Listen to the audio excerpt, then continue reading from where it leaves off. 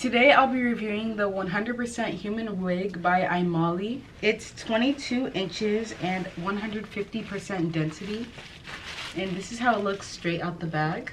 This comes with 2 tan colored wig caps, a beauty blender, and a cheetah print headband. I'm going to put one of them, and you can see my hair is packed at the back, so I'm just gonna put one of them on right now.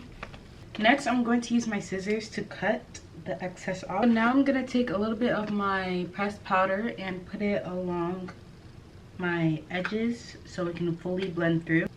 This color is 1B, and it's actually really nice. It's not tangled or anything, and the curls are really popping. So let's secure this. So now that it is laid, we are just going to cut off the excess lace using our scissors.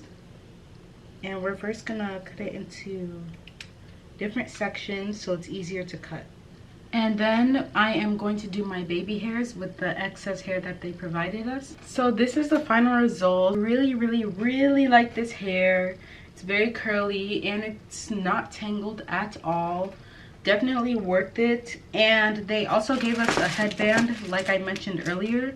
So I'm gonna see how I look with the headband on. And this is how it looks with the headband. Really pretty.